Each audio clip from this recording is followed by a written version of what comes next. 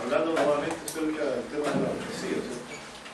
Y en particular, nuestro hermano Vergara aquí con él estuvimos conversando después de la reunión un poco referente al capítulo 14 y 15 de Romanos. Usted tiene una inquietud ahí, me gustaría que la manifieste para que aclararme yo también y no hablar de otra cosa que Ya. a lo mejor no es lo que nos interesa. Claro, en líneas generales, el libro de Apocalipsis como que todo calzara, como que está concatenado y se producen los juicios de Dios, etcétera, hasta el fin del mundo. Pero siempre que llegamos al capítulo 13, entendemos al anticristo y después lo empalmamos con el 18, etcétera, y nos vamos a las copas, todas esas partes, y nos saltamos en los capítulos 14 y 15 que da el aspecto como que fuera un apéndice que está ahí volando. Ya. Entonces, esa era una intriga que tenía. Claro, nosotros, yo hemos hecho un trío como decía, uno hemos hecho soltado, otro sistemático con medio todo. Cuando hemos pasado por ahí, nos ha tocado tocar el tema, pero no todo de eso lo hemos hecho, sí, o sea, leer todos los capítulos, a veces hemos ido hablando de lo que ya es como más conocido. Ya, pues sí que el hermano acá nos marcó la pauta de lo que ya vamos a estudiar, vamos a reflexionar sobre estos dos capítulos, 14 y 15 de Apocalipsis, así que hablamos en la Biblia, capítulo 14 de Apocalipsis. Empezamos ahí con la lectura de la Escritura.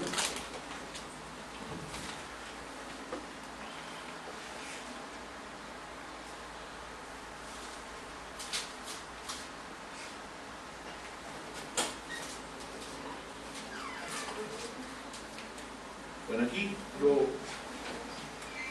se plantea en el versículo 1 una visión donde, y aquí donde en realidad empieza la problemática de la comprensión. Cuando la Biblia hablaba antes de un tema, sobre todo en su mismo capítulo, libro, tenemos la libertad de poder sumar esa comprensión a lo que estamos leyendo ahora. Por ejemplo, aquí se está hablando del monte de Sión, ¿cierto? Apocalipsis 14, ¿cierto? 1, ¿cierto? Se habla del monte de Sión. Esto sería equivalente a la Jerusalén celestial.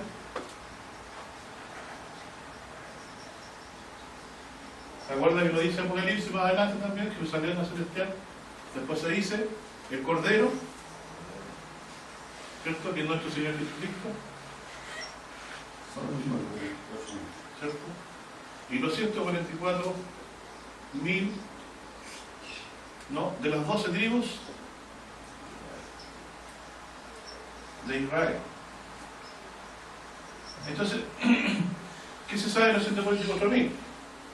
Eso se sabe en Apocalipsis 7, ¿cierto? ¿Cierto? Y donde se dice las siguientes cosas de ellos. Dice que son sellados para no recibir daño, ¿cierto? De las plagas. Y las plagas, estas plagas corresponden a 7 trompetas, ¿cierto? Por lo tanto, una cosa importante que destacar, que si usted entiende que estos tribus de Israel, lo dice claramente, corresponden a un concepto siguiente. Dios ha señalado 144.000 judíos, ¿cierto? Por lo tanto, solo judíos van a estar preparados para estar protegidos en el día en que caigan las plagas. Inmediatamente se me producen dos escenarios. Los gentiles serían salvados de una forma y los gentiles de otra, si yo pensara de esta forma. Si añadimos a esta comprensión la descripción de acá de los 144.000, dice que son vírgenes y que no se contaminaron con mujeres. Está hablando de virginidad de hombres. Maus dice aquí el texto, porque si yo no quiero interpretar literal, vírgenes no se contaminaron con mujeres. Ahí vamos a explicar cuál es la contaminación.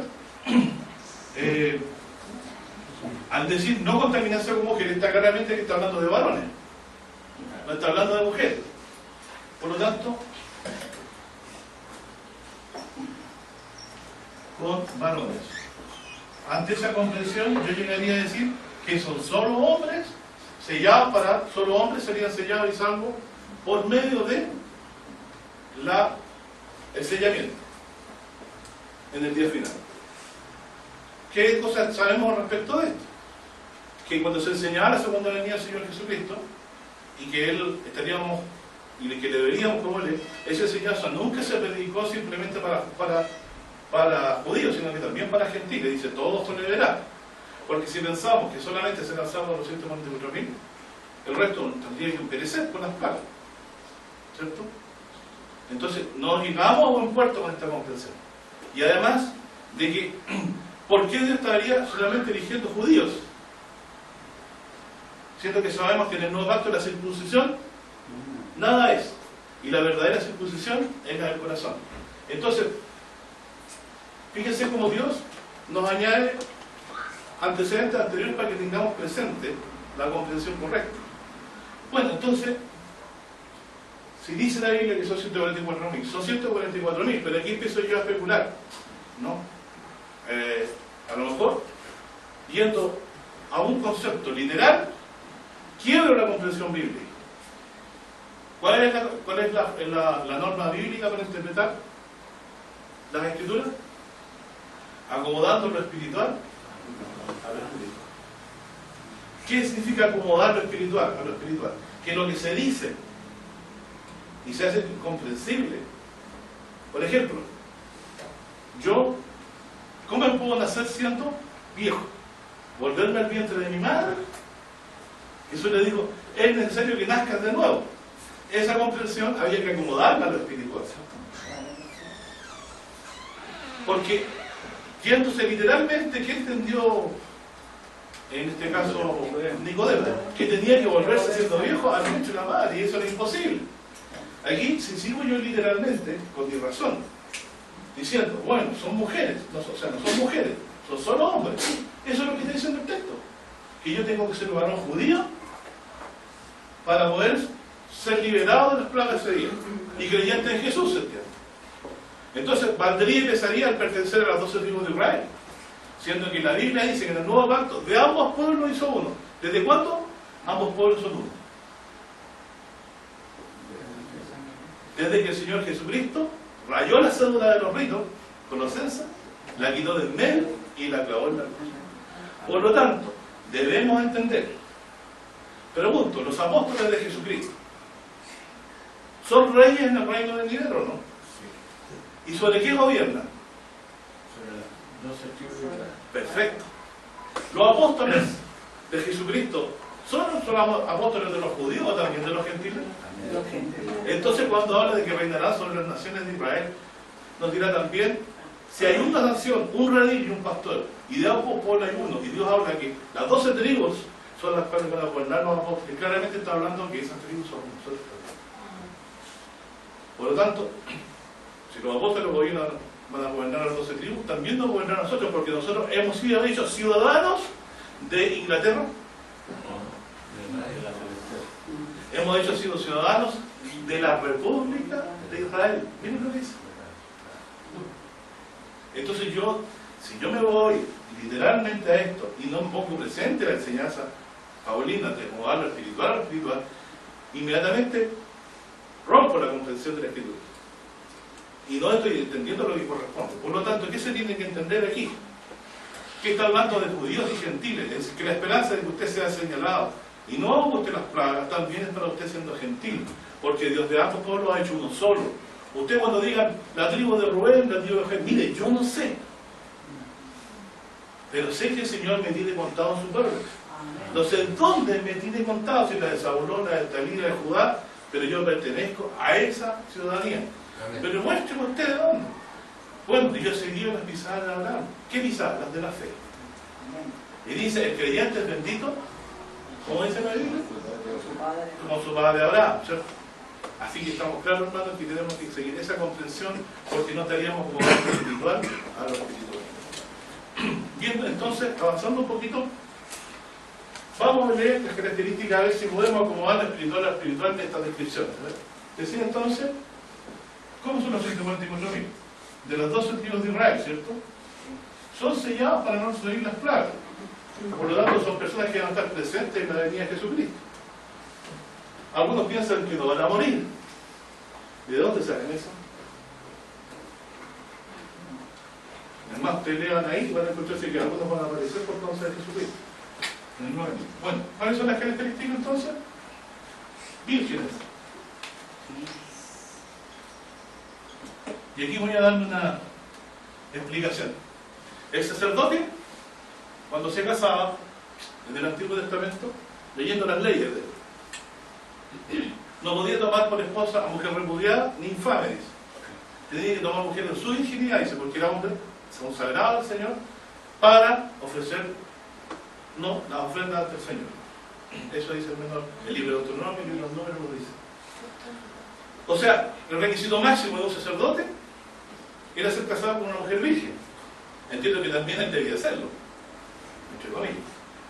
La Biblia no lo dice claramente, pero se entiende que también. Entonces, la única contaminación con mujer que puede existir vigente en el nuevo pacto, ¿cuál podría ser? Porque dice primero a Juan, ¿qué dice?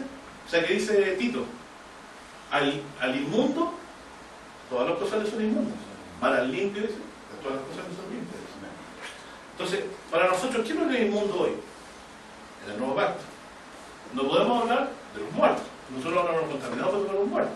Salvo, por supuesto, de higiene, ¿no? Pero no por una cuestión espiritual de que yo no soy excepto a Dios. Antiguamente, un sacerdote que tocaba a un muerto, cualquiera común, no podía entrar al santuario de Dios. Pero podía sí tocar a su hermana si había sido virgen y no se había casado. Lean la escritura. Y si tocaban a un hombre que no era de su descendencia, eran inmundos y tenían que purificarse. Y hay una serie de leyes de purificación que hay para lograr esa purificación. Bueno, entonces, el punto de vista, o sea, aquí Dios está hablando de virginidad de varones, que ni siquiera se compara con el sacerdote judío. Por eso no se contaminaron con mujeres, y no dice mujeres de mala vida, ni repudiadas, ni aquí ni allá. ¿Ah? Me está diciendo, entonces aquí algunos inventaron el mensaje no eunuco, que solamente entre la iglesia adventista. Personas que vivían una vida seria sin casarse podían agradar a Dios. ¿No? Como los esenios parecía eso, que decían que no se podía servir a Dios y ser casado a la vez. Por ahí de una de las traducciones que se sacaba de los traductores de los muertos, era una, por eso tienen una secta seria. Bueno, el punto es que yendo al asunto, ¿de qué contaminación con mujer se puede estar hablando? Pedro habla de la contaminación de los ídolos, ¿cierto? Una parte. Y habla también de las contaminaciones de este mundo. Pero entre ellas, ¿qué cosas pueden contaminar? Si todo lo que sale del hombre contamina al hombre, dice Jesucristo.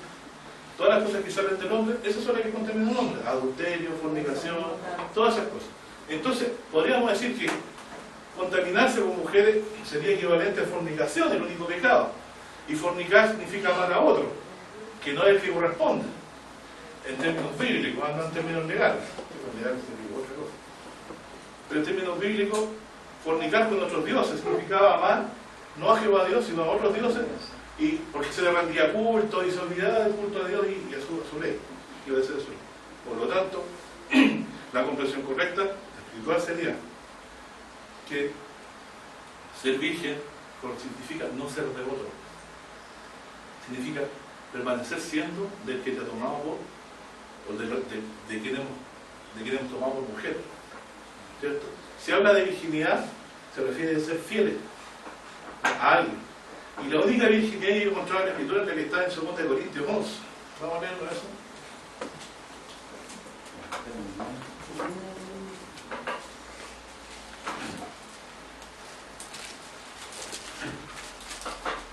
¿Recuerdan 2 Corintios?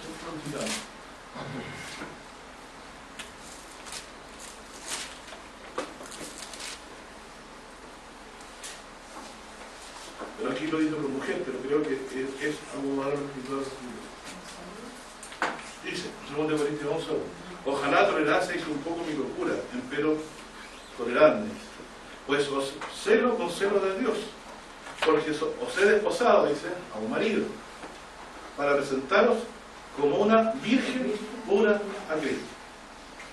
Pero dice después, más tenemos que como la serpiente dice, engañó a Eva con su astucia, sean corrompidos así vuestros sentidos en alguna manera de la simplicidad de Cristo. ¿Ya? ¿Por qué dice después? Porque si el que viene a predicar es otro Jesús, del que hemos predicado, recibir otro espíritu del que habéis recibido, u otro evangelio del que habéis aceptado, lo sufriréis bien. Cierto pienso que nada en los inferiores, aquello grande no. Entonces, la virginidad se pierde cuando se traspasa nuestra confianza a otro Jesús, otro evangelio u otro espíritu. Por lo tanto, las personas que son vírgenes espiritualmente, entiendo yo, son los que son fieles a la verdad recibida de Jesucristo. ¿Cierto? Entonces, si hablamos de virginidad, fidelidad a la verdad. ¿Cuál verdad? El evangelio.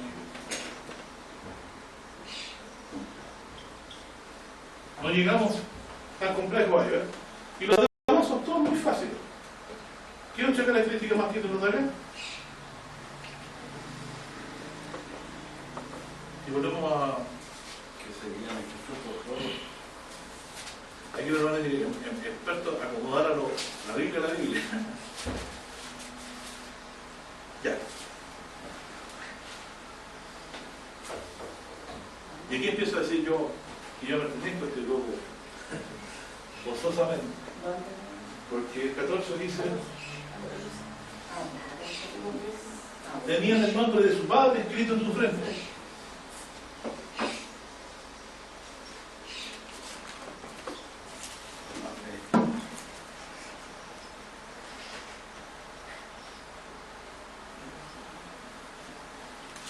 Por eso se comprueba todo.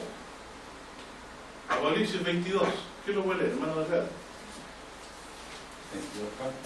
Cuando habla de que los siervos les servirán y verán su rostro. Creo que en los primeros versículos está. Claro.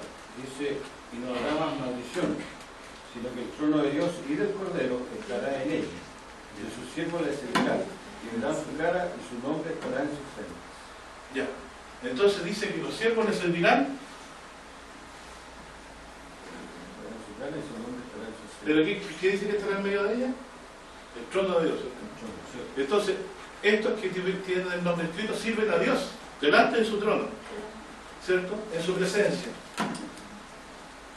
Estos son los que ven su cara. Verán su cara. Y ahora, hermanos, hagamos un ejercicio de fe. Los de limpio corazón, ¿ustedes serán esto? Por gracia, ¿cierto? Porque dice también de Jesús que todo ojo le verá.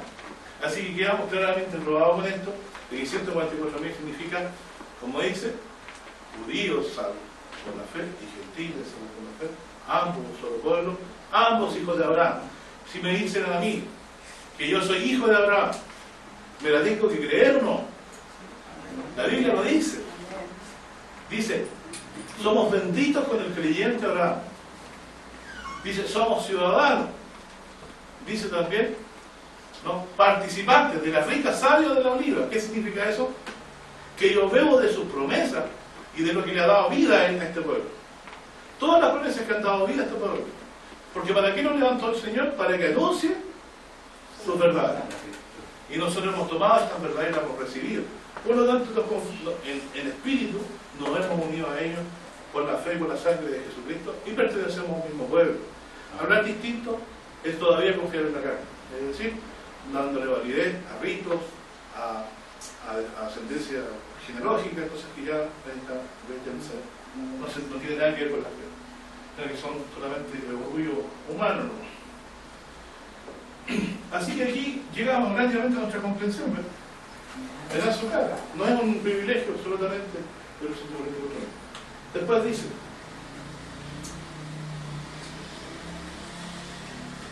son vírgenes y no pudimos, ¿cierto? Siguen al Cordero por donde quiera que fuere.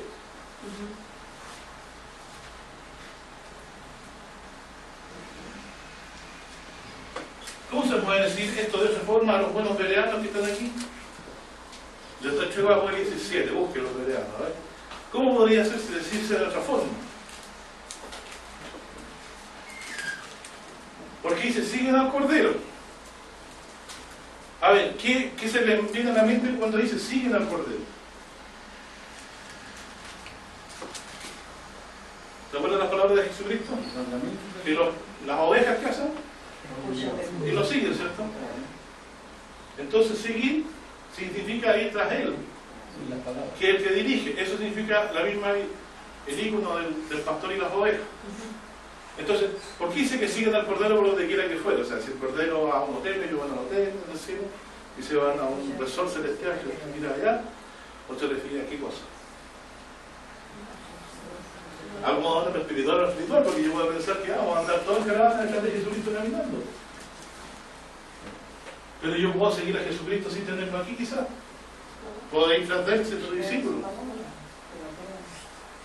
Está en Apocalipsis 7. Lean los dos versículos finales. Y el Cordero los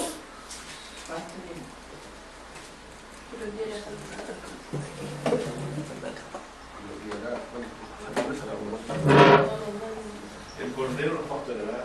Son los mismos 144.000. El Cordero los pastorea, ellos le siguen. ¿Por qué los pastorean?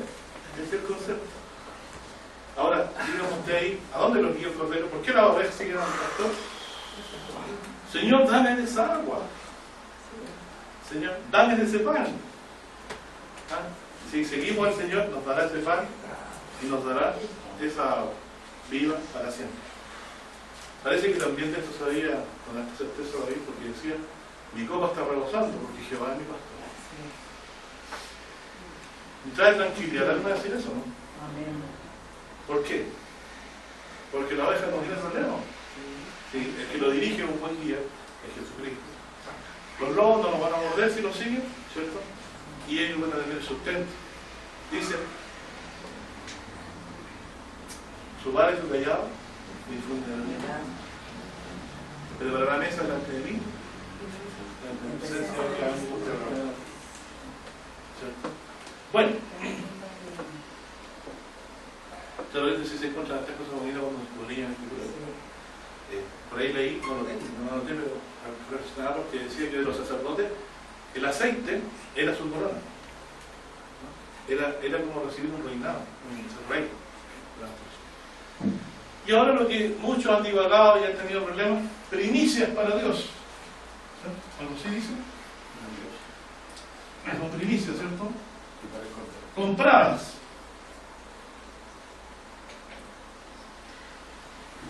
Son comprados y son primicias. A ver, veámoslo en el orden. Dice,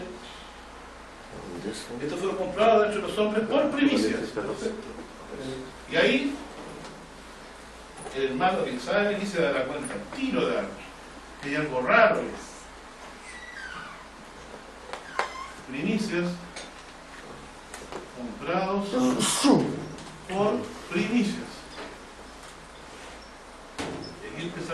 Aquí empieza a tener problemas la fe, ¿no?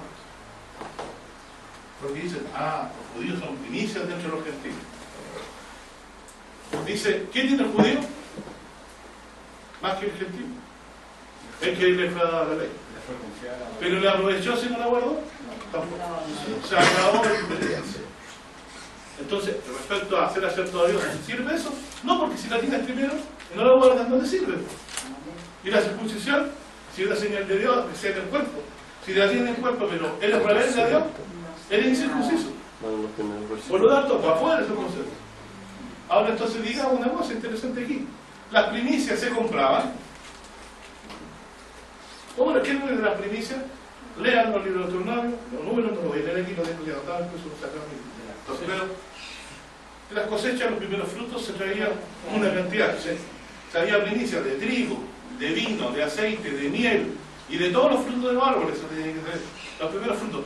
No dice la cantidad exacta, pero habla de un canastillo que tenía que llegar con él delante del sacerdote y decir, porque yo era esclavo en Egipto y Jehová se acordó de mi aflicción y me liberó por amor de mis padres y nos trajo a este lugar. Por eso yo traigo esta primicia al Señor mamá. Y tenía que decir todo eso al entregar. Entonces, lo otro eran los diezmos, es otra cosa. Entonces los primeros frutos son los que se entiende que muchas veces son lo mejor, ¿cierto? Lo mejor, los primeros frutos, se lo ofrendía al Señor para reconocer que los había salvado, si ese era el punto. Y aquí la relación es directa, porque aquí se compran primicias para Dios. El precio, el único precio que hay mediado entre nosotros y Dios pagado, no es un precio que nosotros hayamos pagado, ustedes lo saben, ¿cierto? Porque como dice el Salmo, ¿cuánto? El 41, es un precio que el hombre no puede dar. El 41 parece que si me ayuda, no me perdonan, pero dice que es un precio que no se puede alcanzar o dar, ¿cierto? Dice, por lo contrario, Pedro dice, siendo comprado por la sangre preciosa de Jesucristo, como por su vida que él pagó. La vida de él es el precio. Por lo tanto, ¿por qué somos primicias, hermano? Aquí dice, entonces, comprado, el precio es la muerte de Jesucristo. ¿Y por qué primicia? Aquí vamos a discrepar.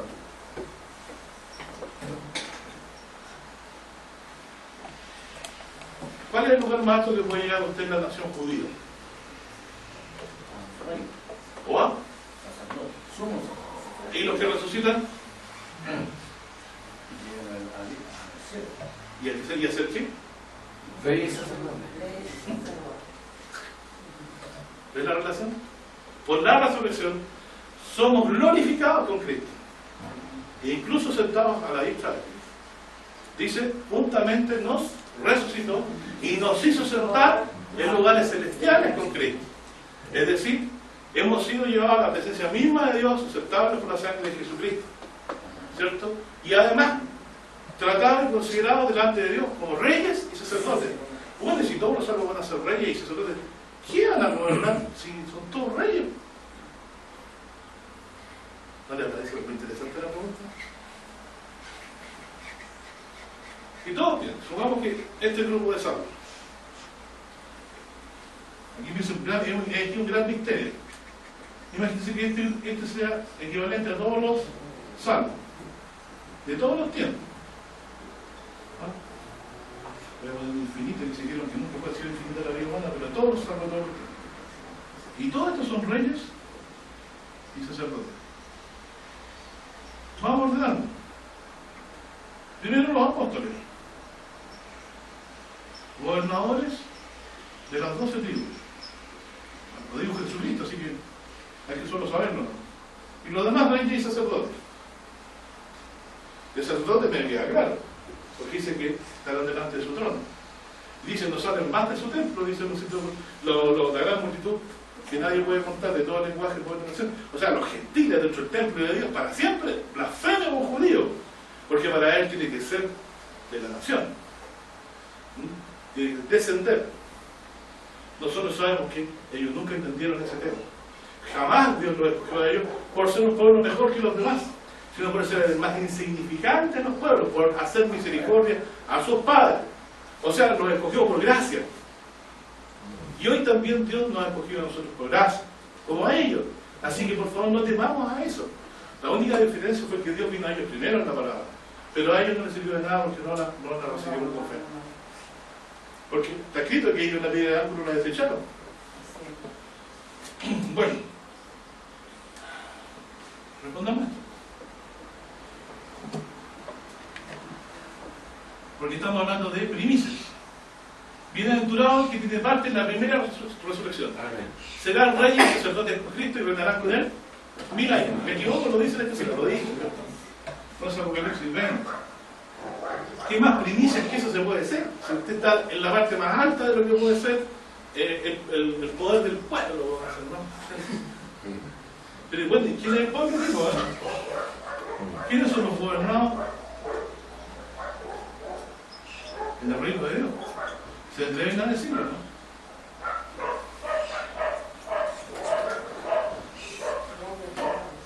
Claro, porque uno dirán, primicias, claro, y empezaron a tener primicias terrestres, dentro de la iglesia va a haber diferencia. Claro, yo soy el rey o sacerdote. Usted va a estar delante de la presencia de Dios 2 pasos adelante y yo 2 pasos más acá. ¿Esa es la diferencia? Le serviremos día y noche. No hay diferencia. ¿Dónde está la diferencia? lo más selecto de la nación servía a Dios en su templo. De tal manera que David tenía envidia de ellos. Y David, eso es lo que decía, en la casa de Jehová, el que podía morar dentro del templo era el sumo sacerdote. Y por ahí leí que no podía salir fuera del templo. O cualquier cosa, se entiende, ¿no? Así está acá. ¿Quiénes son los gobernados? ¿Te atreven a decirlo? No voy a decir que son los ángeles. Podrá ser. A ver, dice, difícil de entender el versículo, ¿cierto? Sí. Porque Pablo dice, ¿no sabéis que juzgaremos ángeles? Dice, y si el mundo ha de ser juzgado por ustedes, dice, ¿qué pasa con los que son de menor estima? ¿Podrían los de menor estima? Dice entre nosotros. Pablo se está refiriendo, dice, las cosas de este siglo, ¿no? Si en lo venidero vamos a juzgar, ¿cuánto más las cosas de este siglo? Entonces, para los que no quieran asustarse y decirlo hoy día, juzgaremos.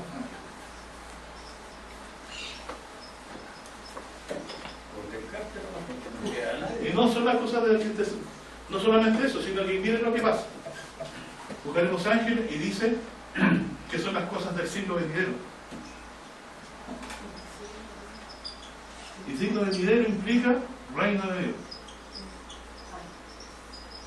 ¿O no? Así que se pone bien extraño este asunto, porque pasamos nosotros a estar delante del trono de Dios y se nos dice que juzgaremos ángeles, y seremos todos reyes y sacerdotes, y en particular los discípulos, gobernadores de las 12 tribus de Israel. Entonces, se cumple, a ver, ¿por qué yo me quedo muy tranquilo, duermo muy tranquilo en esta comprensión? Por lo siguiente.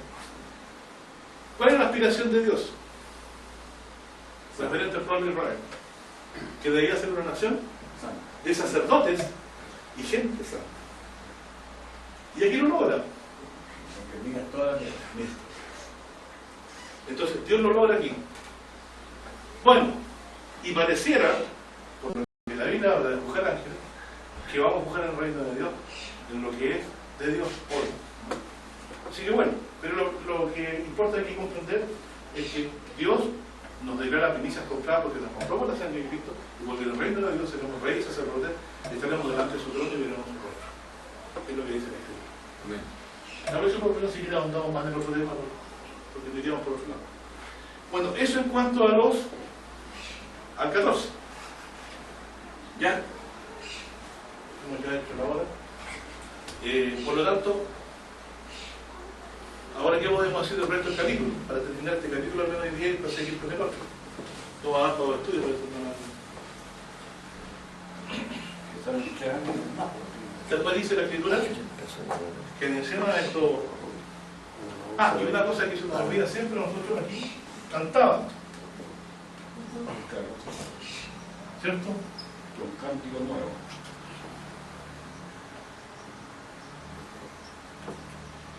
¿Y cuánto cantaba el cántico nuevo? Cuando Dios hacía algo nuevo. Una hermana me decía, hay que cantar el canto nuevo al Señor. Perfecto, pero Israel, o sea, David decía que él cantaba un canto nuevo, es porque Dios había hecho una nueva justicia, una nueva maravilla y él tenía que cantarlo. ¿Nosotros qué podemos cantar de nuevo?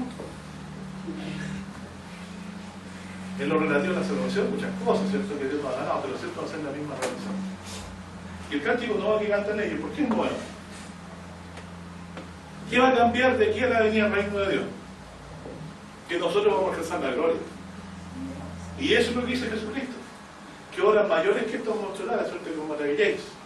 Y así como dice Dios da vida a los muertos, y dijo también a los que quieren dar vida. Tendrá ahora que los muertos oirán la voz del Hijo de Dios y los que quieren vivirán. Así que en ese día nosotros vamos a cantar este cántico, cuando estemos en la gloria de Dios. Ahora, ¿qué es lo que pasa? Aquí dice que se ve en el monte de Sión, pero mientras las plagas no pasen, mientras no venga la resurrección, ellos no pueden estar en el monte de Sión. Eso es claro, es evidente. Por lo tanto, esta visión simplemente es un adelanto de lo que va a venir posterior a la gloria de la resurrección y cuando ya todo haya terminado. Claro, es una visión anticipada.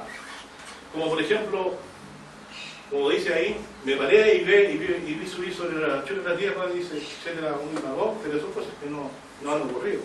Solamente que para él las vio en presente porque era una visión. Y otra cosa, el mensaje evangélico. Veamos. El evangelio eterno para predicarlo a las naciones. El otro era la caída de Babilonia. Y luego, si alguno adora a la vez. Ya, pregunta. De los tres, ¿cuál se está predicando? ¿Cuál se está ejecutando en este momento? ¿Ya? Acuérdense que los ángeles son ayuda, ¿cierto? En la predicación de esta verdad. Pero a nosotros se nos pidió predicar el Evangelio. Y de predicar el Evangelio en todo el mundo. Pero los ángeles, en este sentido, ellos cooperan como ayuda en favor de los que han de ser herederos de la salvación. ¿Estuvieron presentes los ángeles del ministerio? Sí, lo estuvieron. ¿Se acuerdan cuando sacaron de la cárcel a quién? A Pedro, ¿cierto? Y también, por ahí recuerdo yo uno que consoló al apóstol Pablo. Y me recuerdo también que a Jesús no lo consoló. Y no sabemos cuánto más, porque la Biblia menciona que el ángel de los más pequeñitos ve la faz del descenso, así que no podríamos decir que más está eso. Pero en lo que respecta a ellos están inmersos. Y el Evangelio es predicado. Pero la caída de Babilonia ocurrió. ¿La profetizamos o ya ocurrió? Buena pregunta. ¿Cuánto cae Babilonia? Somos nosotros. No, en el año 475 cayó mano de los visigodos. La quemaron. Pero yo le digo, pero el reino de Occidente. Roma no era solo eso. El poder de Roma se debilitó, pero que Babilonia era la ciudad. Entonces, quedó medio reino muerto, ¿no? Son los 10 cuernos. ¿Cuánto cae? Los 10 cuernos que le dan el poder a la vez. ¿Ha ocurrido eso? ¿Entonces ha caído Babilonia? No, no ha caído Babilonia. Porque los 10 cuernos, como dice, acordó nuestro hermano aquí, para dar la autoridad a la bestia, tienen que destruir a la ramera. La roserática que van con fuego. Y la ramera es la gran ciudad que tiene reino sobre el reino. Por lo tanto, de los tres mensajes angélicos, se predica el evangelio, la caída de Babilonia aún no, y la tercera es una advertencia que va a tener su aplicación en futuro, cualquiera que adora la bestia y su imagen, etcétera, etcétera, etcétera. Finalmente,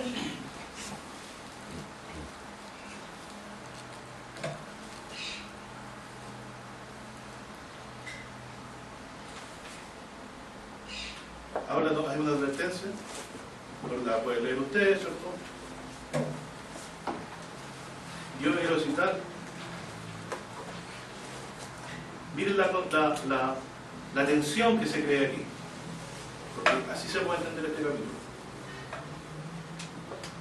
Verso 8. Y otro ángel le sigue diciendo, ha caído la Babilonia, aquella grande ciudad, porque ella ha dado a beber a todas las naciones del vino de furor de su indignación. Y el tercer ángel le sigue diciendo, si alguno adora la bestia de su imagen, y dice, y toma la señal en su frente o en su mano, dice, también deberá el libro de la vida de Dios, el cual está echado fuera de las calles de su vida, y será comentado todo de su vida, y delante de sus santos ángeles, y delante del poder, etcétera. Dice, y el humo del tormento de ellos, dice, fue para siempre jamás, y los que adoran la bestia de su imagen, los propósitos de noche, y cualquiera que toda la señal en su mano. Aquí está la paciencia de los santos. Aquí, dice, aquí está los que guardan los mandamientos de Dios y la fe de Jesús. Pregunto, ¿por qué dice eso? Aquí está la paciencia. En esto consiste la paciencia de los santos. Soportar el ser muerto por la causa del Señor.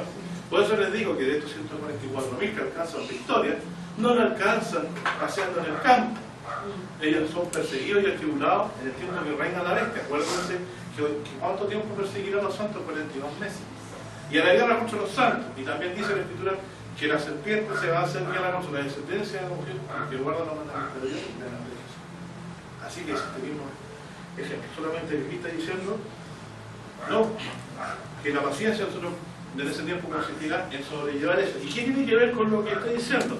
Porque en el altar todavía había unas personas ahí que clamaban, ¿cierto? Y faltaban algunos que se completaran.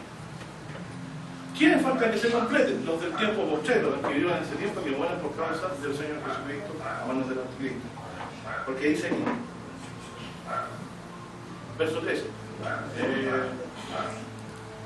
y una voz del cielo que me decía, escribe, bienaventurados los muertos que de aquí en adelante mueren en el Señor, porque mueren por causa de la persecución, de la persecución. Dice que descansarán de sus trabajos, porque sus obras con ellos siguen, ¿cierto? Y miré aquí una nube blanca, y sobre la nube uno sentado semejante al Hijo del Hombre, que tenía en su cabeza una corona de oro y en su mano una voz aguda. Y otro ángel salió del templo clamando la voz que estaba sentado sobre la nube: mete tu voz y ciega, porque la hora de cegar es venida, porque la mies de la tierra es madura. Y el que estaba sentado sobre la nube echó su voz sobre la tierra, y la tierra fue cegada. Y salió otro ángel del templo que estaba en el cielo, teniendo también una voz aguda. Y otro ángel salió del altar, el cual tenía poder sobre el fuego, y clamó con gran voz, y tenía la voz aguda, diciendo: mete tu voz aguda, y bendiga los racimos de la tierra, porque sus uvas están maduras. Y el ángel echó su voz aguda en la tierra, y bendivió la viña de la tierra, y echó la voz, y echó la uva, en la grande lagar de la ira de Dios.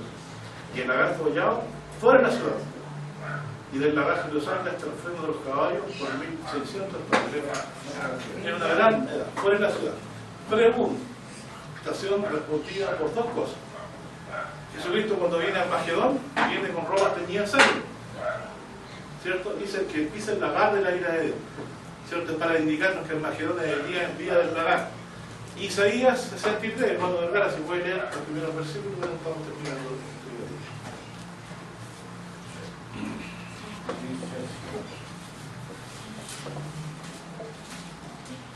¿Quién es este que viene de Edom, de Bosra, con vestido bermejo?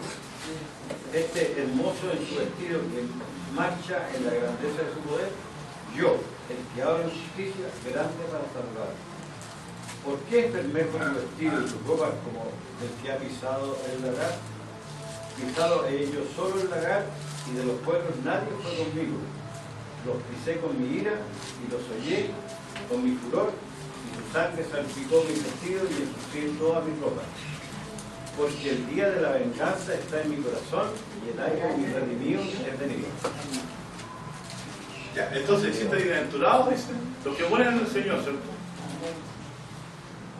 Porque descansarán de sus trabajos. ¿Cuáles son sus trabajos? Que son perseguidos por causa del Señor. Y eso completan a las almas donde dicen que se les dio vestidos blancos y que reposasen. Estos son los que faltan completar, los que han de morir en el tiempo presente. Entonces mi respuesta es muy sencilla aquí. Y le doy la tarea para que la estudie. No, el próximo domingo será en otro capítulo 15. ¿Será posible? La gran multitud sabemos que es señalada antes de las plagas, ¿cierto? O los 144.000, como yo lo entiendo, son la misma multitud. 144.000 señalados, que corresponden a la gran multitud, judío y gentil, señalados. Pero en el periodo que ellos viven van a ser periodos finales. Sabemos que las plagas y las copas no vienen una detrás de otra. 7 trompetas y después 7 copas. Al parecer vienen una tras otra. Es decir, así como en un mar se va a convertir la tercera parte en sangre, luego dice que todo el mar se va a convertir en sangre. Por lo tanto, al parecer van una tras otra, ¿cierto? Creciendo. Al parecer, copa e ira respectivas.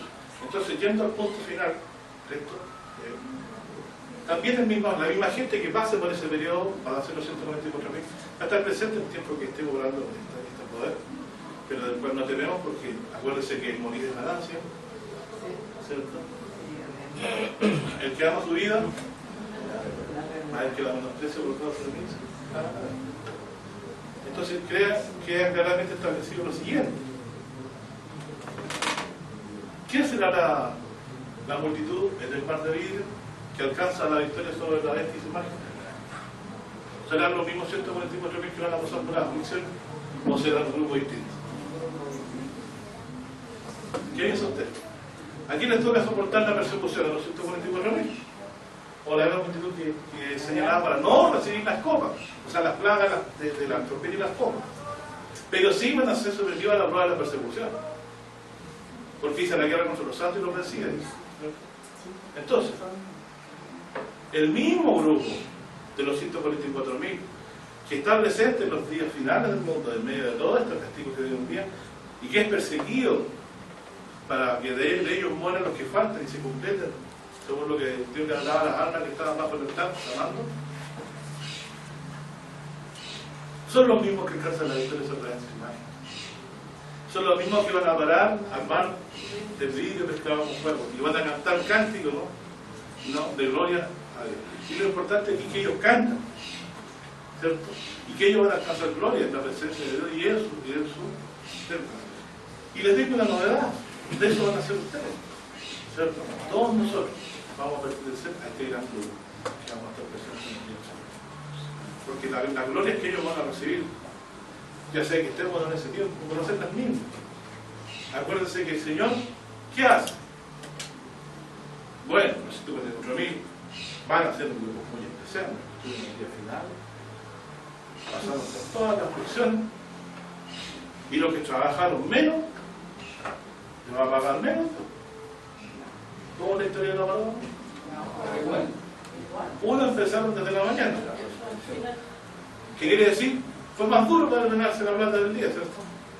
Y a otros que llegaron a media tarde, casi al final, les pagó todo. No. Entonces, ¿qué diferencia hay? Ninguna. Simplemente que ellos van a tener el privilegio de poder ver grandes cosas. Dios los va a constituir a ellos testigos de cosas que algunos otros no van a ver. Ellos van a ser testigos para contarle a los otros, ¿cierto? Cuando ustedes estaban muertos, durmiendo en el Señor, nosotros estábamos viviendo esta escena y nos van a contar quizás.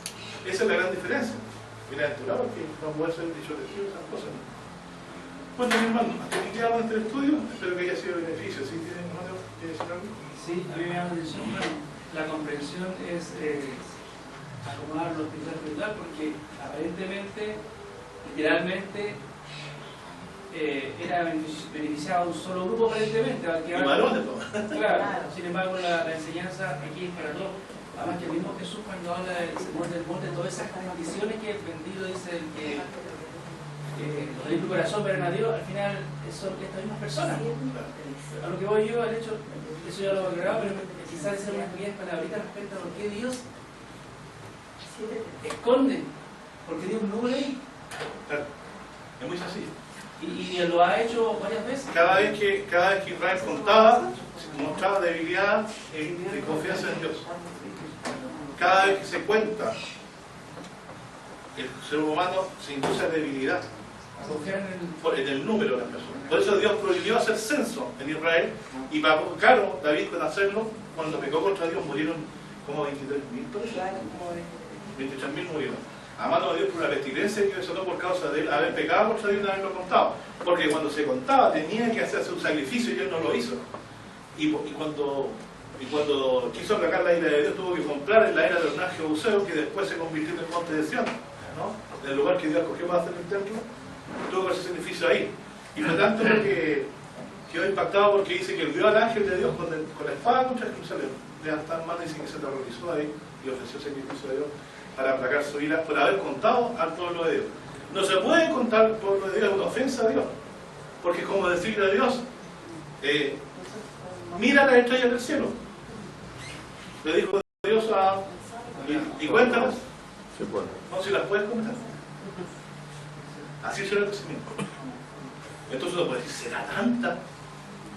Y empieza la fe a decir, otros más básicos, ¿habrá comida para tanto? ¿Habrá lugar para tanto? Como me decía también al principio cuando yo predicaba la venida de Jesucristo, la gente primero que pregunta eso, ¿cómo? Si todos van a resucitar, ¿de qué vamos a vivir? Porque hay tanta gente. No voy a mentalizar. Pero en ese sentido, conocer el número equivalía a tener muchos caballos en el tiempo antiguo. Porque Jehová dice, no se complace en la fuerza, dice, ¿no? El caballo, de los que le temen. Es decir, Dios siempre nos disminuyó en ese aspecto. No les dio, no los hizo una nación muy grande, lo que no se nos frente a ellos, y tampoco les pidió contar ejército, para que no se confíen en la cantidad.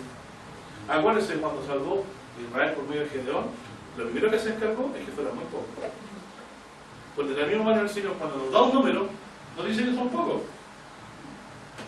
144.000. Pero sabemos que son muchos más, ¿cierto? Y porque Dios cuando habló a Abraham, dice que son como las estrellas del cielo. Así que las primicias para Dios son todos salvos, todos los justos. La única diferencia es que en distintos tiempos algunos les tocará vivir, estar presentes en algunos de estos, otros no. Hay algunos que no vieron a Jesús ni siquiera los días de su carne como nosotros, ni lo vieron ascender. Pero a algunos de nosotros nos puede tocar verlo, ver sus manifestaciones antes del fin del mundo. Pero a todos nos va a tocar verlo venir. ¿Cierto? Y a todos nosotros una vez seremos resucitados. Pero para mí la sorpresa fue que vamos a gobernar. Claro. Entonces, yo entiendo que el hombre es menos que los ángeles, es menor. Pero mire lo que le pasó a Jesús. Tú no sabías esto.